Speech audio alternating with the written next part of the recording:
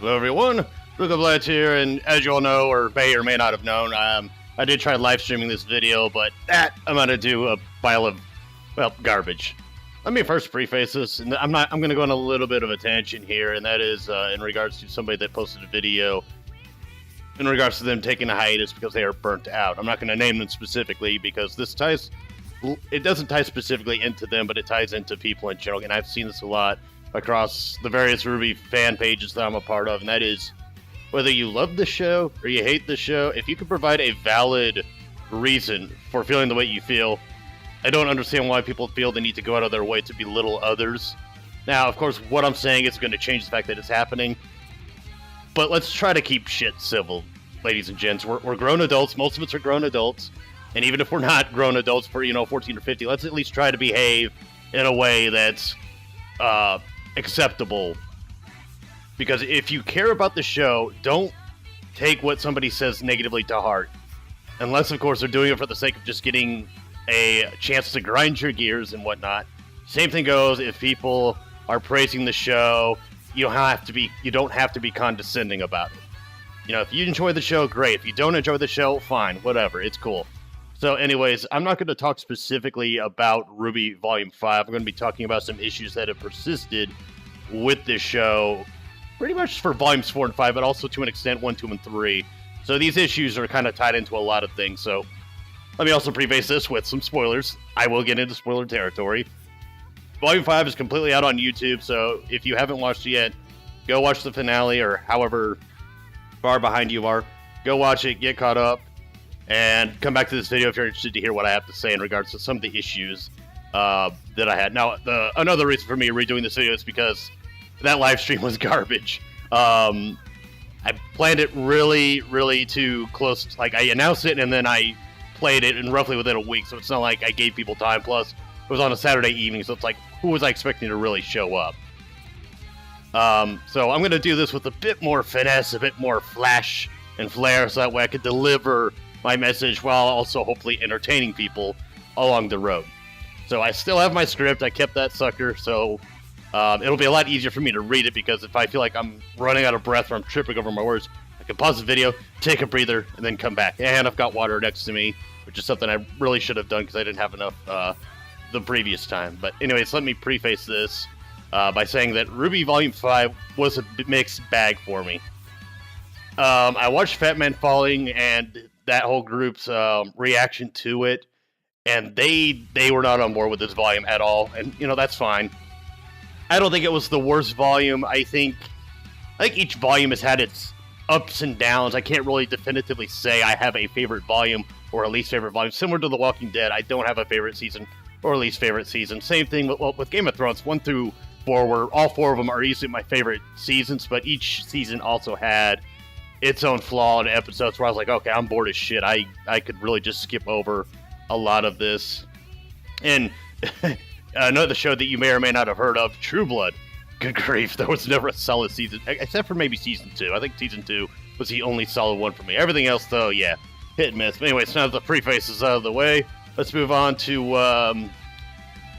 what else I have to say about Volume 5. I might actually have to tune that song down or completely kill it because I got YouTube in the background. If I had dual screens, this would be so much easier. But anyways, on one hand, for Volume 5, it fixed some of the issues in Volume 4, such as the overall disjointed plotline, where they were bouncing all over the place, the timeline confusion, which is still a problem that persists, although Volume 5 addressed that, where Blake's timeline was versus where RWBY's timeline was, so it felt less confusing and it felt more connected. So it's not like, oh, Blake showed up, well, how did you get there, instantly? But anyways, and not really building towards anything with its climax. Volume 4 had a multitude of storylines, but it didn't really build up to that climax that it reached until about episode 10, I want to say. Whereas this one, it had something it was building to from the start, and that's the Battle of Haven. So, regardless of what I thought about the fight scenes, the action scenes, the drama and stuff like that, at least they had a start point and a finish point. However, it did run into its own problems, such as the redundant information that the audience knows, aka the stuff about Salem and whatnot, but the characters do not. The off-screen fights, again, was a problem for me, and the weird pauses by characters in the middle of fights, just so we could see characters react to something dramatic. You could have had that be a thing, but make it less of more of an instantaneous, like, oh shit, and then immediately do something. But I will also say it was a self-contained story that did get from point A of entry to point B of exiting the stage, and somewhat paving the way for Volume 6. All we really got was, we're going to Atlas, and then that was it. But at least they're saying, okay, we know where we're going for the next volume. But otherwise, there wasn't much setup for the next one. There are other smaller issues I had with the volume, which I'll get into, and that'll probably be in part 2 of this, because I want to focus on the overall issues here, and then move on to the volume itself. Which, of course, as I said, I'll get into that later, but first I want to establish some things that have been and still are something of an issue for me since the show's inception. This is a preface to the other issues lying within the world building Volumes 4 and 5 were attempting to accomplish, which, to an extent, they did accomplish it, but to other extents, they kind of, I don't want to say botched it, but they didn't hit the nail on the head in the way that I wanted them to, and I'll cover that with one of the latter ends of this, and that is the Ambiance. So anyways, Huntresses. Hold up. Oh yeah, Volume 5. Okay. Huntsmen and Huntresses, what are they supposed to be? So to start, we all know that RWBY is about aspiring hunters and huntresses, or huntsmen, however you want to call them, that want to do their best to protect the world they live in and slay monsters known as Grimm. Now, what exactly is a huntsman or huntress? Well, to put it bluntly, they're mercenaries. That's the best way that this story has summarized them, as being they're mercenaries. Killing Grimm is not all they do. They take on varying jobs from pretty much anyone who makes the offer that they'll take, whether it be money, or a favor, or something like that. Some turn out to be heroes, while others not so much. This does create the dynamic that not all of these people are your traditional heroes who can pull off insane feats and are an inspiration to others. Some just join for their own personal gain, as Raven herself put it. For me, what would have helped each kingdom feel unique is how each of them trains their respective huntsmen, create a varying differentials between each of the academies. It ties maybe close to their culture. Take Atlas, for example, because Atlas does have the caveat of their military and academy being tied into the same entity, while there isn't much of a difference between Vale and Mistral, and we don't know much about Vacuo other than it's inhabited by scoundrels and thieves, although that's from Crow's perspective. Given how Mistral is portrayed, them having the mercenary mentality would have fit better, especially given Leo's angle in Volume 5, while Vale's could have been more centered around that team dynamic that was established in Volumes 1 through 3, or it could be the one academy that still holds onto its original goal of killing Grimm and protecting human civilization. The issue I'm trying to draw here is that these people are not a defined entity. They can literally be anything, and given our villains and such, what makes a huntsman or a huntress any better or worse than an assassin or a bandit or anything like that? Could Roman have slayed Grimm on his own given that he wasn't trained as a huntsman? I would argue yes, because he did contend with huntsmen and huntresses and gave them a run for their money. But huntsmen and huntresses, they don't have a creed, they don't have a code like how knights, samurai, or monks would have. This to me robs the idea of having an identity or a common goal that binds people together. And what I want to get into more of with the huntsmen and huntresses having varying aspects is, like I said, Vale could be the more team-centric one. They're like, we build up a team, we graduate as a team, and we save the world as a team. Atlas can tie it more into their military, making their huntsmen and huntresses more disciplined, more loyalty to the country, and less loyalty to other foreigners and such. Like, protecting Elysians is our primary goal, everybody else is secondary. If we feel that they're a threat to us, then we'll jump in and intervene. Kind of like a little elitist type thing. Whereas Vacuo and Mistral could both have the mercenary aspect, although Vacuo could have more of the tribal mentality, where Tribe A is and Tribe B, they conflict with each other, but when Grimm show up, they put their stuff aside and they go and take care of the Grimm problem, and then they go back to fighting each other. In Mistral, you could have it to where the rich people will put out the most money and they conspire against each other and stuff like that, and sometimes they'll use Grimm to get their way, like they'll lure Grimm in, or have huntsmen and huntresses lure the Grimm in, and then have other huntsmen and huntresses jump in and then ambush them and be like, hey, I did my job, I killed, the Grimm, but the huntsman that was also here first unfortunately died. Sucks to be that person. And you could also have it to where they run the slums, essentially. So you would have these upper tier rich people working within the underworld, creating that big old type of thing where, hold on, let me retrace my steps here. The underworld that they sort of established, because overall we don't know what huntsmen do. We don't have that creed or that mantra that they follow.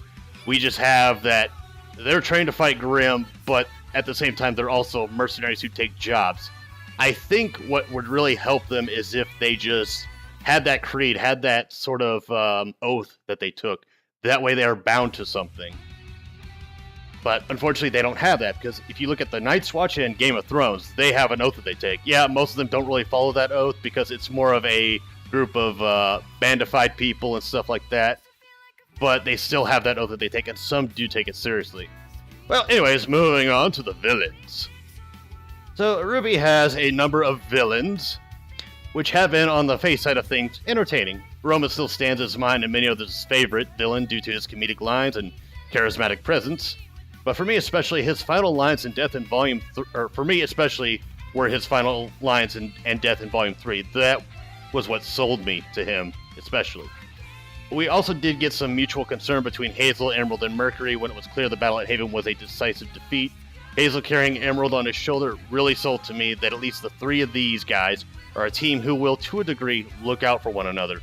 But these are all of the supporting villains, aka the secondary ones to the bigger threats like Salem and Cinder. Salem having this aura of mystery about her fits her current role as the looming threat. I did feel her revelation in Volume 3, though, was a bit too soon-ish, as it removed part of the mystery to her character, because Salem at this point should be more of a presence and less of a character herself. Kind of like how Sauron was in Lord of the Rings. He wasn't really a character, he was a presence, he was an entity. And so, with that, I would say Salem's presence should be the threat that she currently possesses. Imagine how intimidating it would feel if just the sound of her voice alone and had her underlings a bit uneasy, barring Tyrian, of course. But I'll say this as well. It's a minor detail, though. Salem does retain that aura of mystery because we don't know much about her. In the cases of Hazel, Tyrian, and Watts, we've been given some insight into how they came to be part of Salem's lot, as I like to call it. But Cinder, on the other hand, like, what is her reason? What reason do we have for her? All the other villains, you know, they have their reasons for doing what they do, or being the way that they are. So, Watts is a disgraced scientist, and whether he broke ethics or was simply shamed out of Atlas is unknown, but that is information we could and honestly should get in Volume 6, given that we're going to Atlas. Tyrian is simply a devoted zealot of Salem, whom he looks upon as a maternal figure to the point of practically deifying her. The cause of this is still unknown, and it could be speculated in a number of ways, which is fine. It's fine to have that sort of mystery behind it. We don't need all the details revealed to us at once. Like, Volume 4 did not to be, here's the backstory of Tyrian, everybody. It may be relevant to him being from Vacua, though, and it may be that he had a terribly difficult life until Salem popped up with open arms. Maybe she saw something in him that made her think, I like this guy, I want him. Hazel's reasons were a bit on the generic side of things. I mean, he lost his sister when she died during a training exercise while attempting to enroll at Beacon. And I get that they were going for a Hansel Gretel type thing between them, given, you know, Hansel, Gretel, Hazel, Gretchen, you know, that sort of dynamic. But the mentality would have been better served to me if it had been Hazel's daughter, and if she had been the one that died instead of his sister. I know it's a bit cliche, but it would fit better. Hazel blaming Osmond as viciously as he does seems dubious at best to me. It's not bad, it's not terrible, it's just not very good. So, you know, with saying that, like, with it being more of his daughter, you could establish that his daughter wanted to be a huntress. He said no. Osmond, you know, did what he did with, like, RWBY and John. He bent the rules so that they could get in. To me, that would make Hazel a much more sympathetic guy, because you had a girl that, yes, she had the right mindset, she had good intentions, but she, in fact, was not ready, and Osmond could hold himself responsible to that, and, you know, convey that to Oscar, like, remember, it's what I did, because he did kind of portray that when he told Oscar to, like, let me take control, this is my fight, not yours, you're going to get yourself killed, because, and you could say Osmond was trying to protect himself as well, but Osmond would have come back in another body, and it'd be like, okay, well, I gotta go find everybody else again. But, you know, it was still showing that Osmond did take personal responsibility for what happened, even though Hazel has gone off the deep end. I just feel it would have fit his character a lot better. But that said about him, he does feel like he's doing the right thing, and with the Mercury's loyalty to Cinder and dismissiveness to Salem also makes them seem more humanistic in their ways, as they are loyal and dedicated, both of which are good traits and show that they have some iota of having principles. The rest seem to be delightfully evil, which is fine, but it does make them more cartoony and less dynamic. I won't fault the show for Tyrian or Watts since they're relatively new to the series, and we will clearly get more of them later. Now then, onto the biggest issue lying on, the creme de crop. That is some backstory on a certain antagonist. The biggest issue for me, lying with one villain in particular, is the mystery still surrounding Cinder. She's been the main protagonist for 4 of the 5 volumes. I consider her the main protagonist, or main antagonist, of Volume 5, even though it could be argued that Hazel also was, or that Adam was, but I would say Cinder was the front centerpiece for this, with Hazel and Adam being secondary to the whole thing. But we don't really know what she wants, but also we don't know why she wants what she does. Why does she crave power? What drove her to Salem? People have speculated this for a long time, but we've yet to learn anything about Cinder beyond her craving power and being a follower for Salem. So for a villain who's been around as long as she has, we know more about the other villains than we do her. This makes her character seem thinly crafted, as there's nothing relatable to tie to her. This also leads me to believe that she was not killed when Raven froze her, as her character would have no resolution with both her inner motivations or with the grudge that she bears against RWBY and John, and the one that they bear against her. My opinion on Negri's voice acting aside, I'm not a big fan of Jessica Negri's voice acting. I have nothing against her personally. I think she's okay for the job. I don't want her replaced or anything like that. But as a character, Cinder does feel flat to me, with no depth, and really seems lackluster on the writing on her character. 5 volumes and we still know nothing about the person who's been pegged as the biggest active bane to our main protagonist. So that's kind of my issue with her, is that we've had her for so long, but we don't know much about her. We know enough about Mercury and Emerald. We could pretty much tie in a simple story. They were pretty much on the shit end of the stick in terms of their livelihoods. Cinder gave them a purpose, and they appreciate Cinder for that, especially Emerald. Roman, his motivation was simply, I want to survive, and I have to work with these people in order to survive. Tyrian, you can pretty much say he's just religiously devoted to Salem. Watts, I think we'll get more of in Volume 6, and then Hazel, we have an idea of. Adam, Adam's dead to me. After Volume 5, I'm done with him.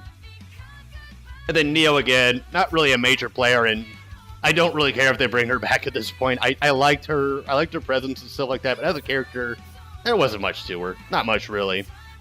But, again, Cinder, what do you do, the things that you do, eh? So I hope Rooster Teeth fixes and addresses that issue. If we could get some backstory on Cinder, because that way it could humanize her. It could make us relate to her, at least in terms of what she's pursuing. That way she feels less flat, less thinly veiled, and it would give us a reason to actually feel for her. That's all I want to do, is feel, damn it. Anyways, moving on to the next one. Silver Eyes, what do they do? So we know what Silver Eyes are. We've been given no lore about them beyond what Crow said in Volume 3. So, the Silver Eye concept also felt sudden and out of nowhere, especially given that maidens were introduced in the same volume and relics the volume after, respectively Volumes 3 and Volume 4. But at least there was some pretext on the revelation of the maidens, and it had no meaning within Volumes 1 and 2. Of course, the maidens concept was made after Volume 1 had already finished. I don't know if it was during Volume 2's airing or before Volume 2's airing, but it was somewhere in there when they came up with the maiden idea. I want to say it was after Volume 2 was said and done, otherwise I think they would have introduced it there instead of Volume 3. But of course, excuse me, I'm rereading this. But adding things like this retroactively can mess with the immersion, but in this case that did not occur. They added them at probably the bare minimum correct time to add them in. But however, the relics felt like yet another plot point to build upon, while many others still needed addressing, the Silver Eyes and the Maidens specifically. I also saw many people speculate that RWBY was a maiden after the Silver Eyes debuted against Cinder and the Grimm Dragon, better known as Kevin. Another confusing aspect that they created was how it affected Cinder, given that it's supposed to be the ultimate weapon against the Grimm, which adds another caveat of why Silver-Eyed warriors are not more directly pursued. So to more illustrate something else as well, because this theory was debunked completely, Silver Eyes only affect Grimm. They do not affect maidens at all. Now, people have said, well, we didn't see how Raven reacted to it. Yeah, but I think they've made it clear by this point because Cinder gripped her Grimm arm when she collapsed down. She didn't, grip her gut or, my head or anything like that. It was her arm specifically that she grabbed. So, I think it's safe to say Silver Eyes do not affect maidens. I wish Rooster Teeth would just directly say it. Not in, a recap or anything, but in the show proper. You know, maybe have Ozpin and RWBY have a conversation of RWBY saying, so if Cinder's a maiden, can I use my Silver Eyes against her? And Ozpin clarify that, no, something different about that happened, because I've never seen Silver Eyes affect maidens that way. It must be something, or it must be what Cinder did to acquire the powers that makes her susceptible to your Silver Eye powers, which would make them pursuable, because it's like, okay, we have a maiden who has a Grimm arm. Now, obviously, they didn't know she had a Grimm arm, but we have a maiden who acquired maiden powers through using Grimm, because Crow did see that, because he cut the damn thing off. So they could be like, okay, so we definitely need you to master your Silver Eye powers in case she shows up, but that way we have a trump card against her. So you would think Oz and his crew would be head over heels to recruit them being the Silver-Eyed Warriors, while Salem would be very determined to kill them in their cribs if she could. People have said Cinder, yeah, I've already covered that. I forgot to erase that. But I will also say that Salem contradicted herself in Volume 4 when she made it seem like the Maiden's powers were also susceptible to Silver Eyes, which I think is where the majority of the people came to this conclusion that Silver Eyes affects Maidens and Grimm, which led me to think it was possibly anti-magic. But, you know, that's not the case either. So what we need from the Silver Eyes is backstory. We need more backstory. We didn't get any of that in this volume. We barely got any in Volume 4. Actually, no, we didn't get any in Volume 4 either. All we know is what Crow said, and that is they are anti-Grimm, essentially. So, what have we learned about them since Volume 3? Well, as I said, nothing. This volume had ample opportunities given how long Crow, Oz, and Ruby shared a screen together. We could have also learned more about Summer and perhaps hints on how she met her demise. Instead, we're met with the persistent problem within this volume in the form of redundant information being passed along between characters, but the audience, or the information that's being passed along, is stuff the audience already knows. So, off the top of my head, this volume did a better job at debunking theories such as Ozpin's cane being the relic, Cinder's potential redemption, or confirming them via Maidens being the keys to the relics, and Ozpin being the wizard who originally gave the Maidens their powers. So we know the functionality of the Maidens to the relics. Each Maiden unlocks a particular relic, and each relic is guarded by an academy. So we have essentially established what these set pieces do and how they function. However, Volume 5 was pretty much dedicated to basically catching us up to all the lore introduced. Because RWBY ran into the problem in Volumes 3 and 4 of introducing too much lore without explaining what was already established. So they had to dedicate an entire volume essentially to explain everything. And I'm glad that they didn't do the World of Remnant approach, because the World of Remnants didn't really do much for me personally. So, with that said, I mean, we got nothing new or insightful in terms of the lore behind these things. Nothing new about Salem, no backstory to Adam or Cinder, no new information on what the relics can do, and no information on Silver Eyes. So, you know, it's like, it's great that we got some information on the Maidens and got some information on the relics. However, Silver Eyes still up in the air. It's like, what are Silver Eyes specifically, and why hasn't Ozpin more directly approached Silver-Eyed Warriors, and why hasn't Salem more openly hunted them? Although we can say that perhaps that is the case, because Hazel did say in Volume 4 that we've dealt with their kind before and stuff like that. So you could say that Hazel and Tyrian were Salem's go-to people to hunt down these Silver-Eyed Warriors and kill them before they became a problem. So anyways, moving on to the next caveat.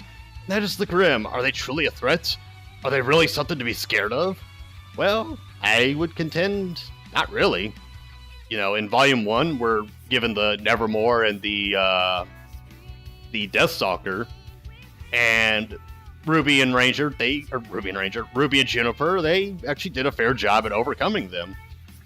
There were moments and times where Grimm were a threat, aka when they were in the forest and Jean was by himself, although he did have the unannounced backup of Pyrrha, Weiss, and Ruby, but Pyrrha said, hey, let's let him handle this and, you know, do his thing. But beyond that, in Volume 2, the Grimm weren't really much of a threat so much as they were a slaughterfest for Team Coffee and, to an extent, the other main characters. And this also took away from the main characters being the heroes, because you had the side characters essentially fixing the mess. And I'm not saying that Team RWBY caused the mess in the first place, because they were trying to stop the White Fang's attack. But at the end of the day, the Grimm haven't really been much of a threat. In Volume 3, yes, but the first person we actually see a Grimm kill is a villain, aka Roman. We see them kill a antagonist before we see them kill a protagonist or just an innocent bystander, and that could have given them something to make them scary. And of course you do have the Knuckleavi in Volume 4, but I've said this before, but I felt like that fight was a little bit on the underwhelming side. I felt like a Rooster Teeth we're going to tell a great story behind this fight. You know, it's Ren overcoming his inability to not take action when people are in danger, and of course he lets his anger get the better of him. The problem is that this was brought into the fight not after the fact, but 2/3 of the way into the fight, as opposed to being a centerpiece of the fight, where Ren is both the main focus of the fight, but at the same time he's also the big hindrance, because you could have like Ruby and Nora getting hurt trying to protect him, while John's like, you know, trying to shout commands to him, saying like, Ren, get your shit together, dude, you're causing us problems. And I was also mildly annoyed that Ruby said, you know, Ren going crazy. It's like, oh no, that was meant to be a compliment. It's like, no, you do not praise that. You scold him for that. You tell him, do not let your emotions compromise you when we're in a big fiasco like this, when we're confronting a like demon Grimm, essentially. So I was mildly annoyed by that, but I'll get more into that with my actual RWBY Volume 5 discussion type thing. But the Grimm, they don't feel as big of a threat, and I'll give them a pass in this line because, yes, as somebody pointed out to me, we spent most of our time in Menagerie, and we spent most of our time in within Haven Academy, so there wasn't really much room for Grimm to appear beyond maybe Raven's Tribe, but even Raven's Tribe was smart enough not to, you know, antagonize the Grimm or get their attention thrown their way. So I'll give Volume 5 something of a pass, even though it did feel like the Grimm, you know, with Weiss's summons, it felt like the Grimm were actually helping our protagonists as opposed to hindering them. In fact, we even had a Grimm kill another antagonist in the form of Leonardo Lionheart. You know, it was Salem indirectly killed him by using the Grimm Seer, but the Grimm Seer was the one that dealt the final blow. However, it was under Salem's orders, but people have speculated that Salem herself is like a human Grimm type hybrid. So, and also Cinder's arm killing Vernal. The Grimm have killed more antagonists than they've killed protagonists. In fact, to date, I don't think any protagonists have died to the Grimm. They've only died to other humans. So, yeah, that's a thing. Now moving on to, I was gonna say like the ambiance in general, but I want to compare it to Mistral and Menagerie, and why I felt like there was a story that could have been told here without any dialogue. And that is, Menagerie felt, well, too bright. I was expecting something more along the lines of like that, as opposed to this. And I felt like if you would have Menagerie be this kind of sort of sullen area, it could have really helped convey how just downtrodden the fauna. Hold up, let me call in my watermark sniper. Yeah, thanks, guy. Now, you could have had Menagerie be sort of this ghetto-y type area, you know, not where like humans are there as well and they're giving the faunas a bad time. No, it's just faunas. They're sort of downtrodden, they're sullen, but at the same time they're mildly content. It's like, you know, we have our families, we have our friends and stuff, so it's not the end of the world for us. We're content with this. But instead, it felt like, you know, the faunas were actually doing okay. And you could have also had the other side of the fence where you have people in Mistral, they're like really happy, they have all this money, and they're doing all these things together. But in reality, what we saw in Mistral was kind of the downtrodden ghetto-y area. We didn't see much of the upper class. And if you think about it, if you compare how the faunas are downtrodden and how human society is doing really well for themselves, then you could really bring in the comparison that the faunas really just have it pretty bad. But Menagerie felt too bright, it felt too glowy. I felt a little bit like unimmersed in the fact that the faunas are legitimately struggling, even though the faunas have finally have like their beck and call to, not beck and call, but they have their calling to change the way that the world views them, finally, after 5 volumes. Because up until this point, the faunas had seemed more like an antagonistic group and less of a protagonistic one. You know, most of them were anti-human, barring a few like Blake and her family and son. But I felt like this was just a little bit too little too late. But what, you know, I feel like, though, as I said before, if we had had a more ghetto-y type of Menagerie where people are sullen, they're not uber depressed, they're just content. It's like, you know, this isn't so bad. It's like they've accepted their lot in life. And then you see humans are flourishing and benefiting from the fauna's labor and stuff like that. To me, that would have hit home so much better. Like, have more than just that sign that bartender had on his bar thingy, what's it? So that's just kind of what I want to convey in terms of the ambiance, as well as the fact that if you look at Menagerie, it felt bright, glowy, but there were people there. There were people doing things, shopping, walking, moving cargo, whatever the case may be. Mistral felt empty. I know Haven said that, or that Leo said that all the students were off on summer break, and all the teachers and the professional huntsmen were out trying to control the Grimm that were, beginning to infest the area. But other than that, Mistral felt empty because when Crow went into that bar, there was nobody there. You could have had just some guys just sitting there with a cup. They don't have to move or anything like that. They just have to be there. As long as there are people there, I'll feel like I'm in this world watching this bar scene from the perspective of Crow. That was just something that mildly annoyed me. I felt like the ambiance has suffered a lot with volumes 4 and 5, more so with 5, because if you look back at volumes 1, 2, and 3, even when we had the silhouette people, at least there were people. At least there was something there besides just our main characters. It felt like they are in this empty world now. Whereas in volumes 1, 2, and 3, especially 2 and 3, you had people in the background doing things, moving around, talking, conversing, drinking, what have you. So I just want to say in closing, these are issues I felt that have persisted with RWBY since the beginning. And I just want to say that, I enjoy the show. I don't hate it. I don't dislike it. There are just parts of it that I feel need to be addressed and need to be fixed. So with that said, folks, I'm going to wrap this up by saying, if you've listened up to this point, I appreciate it. Let me know what you think down below. If you agree with me, if you disagree with me, if you think I'm wrong, tell me why I'm wrong. And, if there's information that I've missed, hey, let me know. But anyway, folks, thanks for watching, and I shall see you all for whatever video I upload next.